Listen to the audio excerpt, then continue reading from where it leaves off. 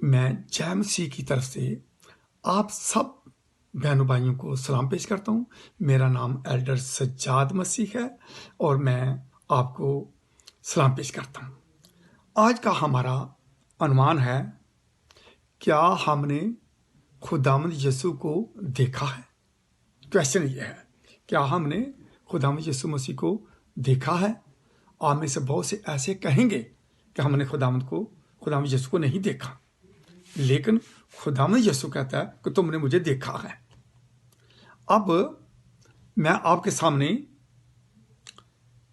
चंद आयात पढ़ना चाहता हूं, जैसा कि मुकद्दस मत्ती रसूल की अंजील और उसका 25वां बाब और उसकी 35 आयत से लेके शुरू करता हूं।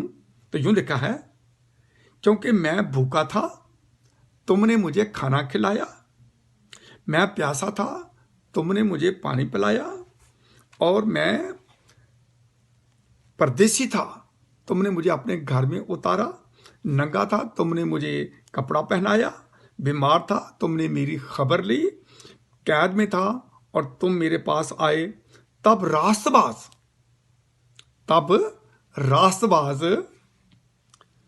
जवाब में उससे कहेंगे कि ऐ खुदावंद, हमने कब तुझे भूखा देखकर खाना खिलाया या प्यासा देखकर पानी पिलाया?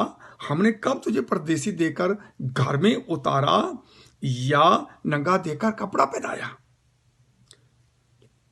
कब हम तुझे बीमार या कैद में देखकर तेरे पास आए? बादशाह, खुदावंद यीशु कह रहे हैं, बादशाह जवाब में उनसे कहेगा, मैं तुमसे सच कहता हूं, क्योंकि तुमने मेरे इन सबसे छोटे भाइयों में से किसी एक के साथ ये सलूक किया, इसलिए मेरे ही साथ किया। अब इसमें क्या गुंजाइश बाकी रह जाती है कि जब हम किसी गरीब की, यतीम की, हमारे सामने हम उसको देख रहे हो तो हम उसके हाथ पे कुछ रखते हैं, उसकी मदद करते हैं, तो खुदावंद कहता है वो उस वक्त मैं ही खड़ा था, वो तुमने मेरे साथ किया। तो इसका मतलब ये हुआ कि खुदावंद को लोगों की खिदमत करना, बेचारों को, लाचारों को, मजबूरों को, यतीमों को, बेवाओं को, इन सारे, अगर कोई भूखा है तो उसको खाना खिलाना, ये आजकल हम कई दफा मैं ये सोचता हूं कि यार हमने तो अच्छा खाना खा लिया है, तो उनका क्या बना है जो बेचारे गरीब है? गरीबों का, और बाइबल मुकद्दस में लिखा हुआ है कि गरीब हर दौर में रहेंगे, लेकिन उनकी मदद करना यह तुम्हारा काम है, यह खुदावंद की तरफ से हुक्म है। और खुदावंद यीशु ने कमाल कर दिया, उसने ये कहा दिया कि तुमने इन छोटे में से किसी भी एक के साथ जब तुमने ये किया तो वो मेरे ही साथ किया, वो मैं ही था। और फिर वो इमसाल की किताब में लिखा हुआ है कि जो किसी गरीब की मदद करता है वो खुदावंद को कर्ज देता है। यानी इसका मतलब किसी की गरीब गुरबे की मदद करना, उसको मदद करना इतना ही जरूरी है कि वो कहते, खुदावंद कहता वो मेरे ही साथ, वो मैं ही था, यानी उस गरीब के रूप में वो मैं ही था।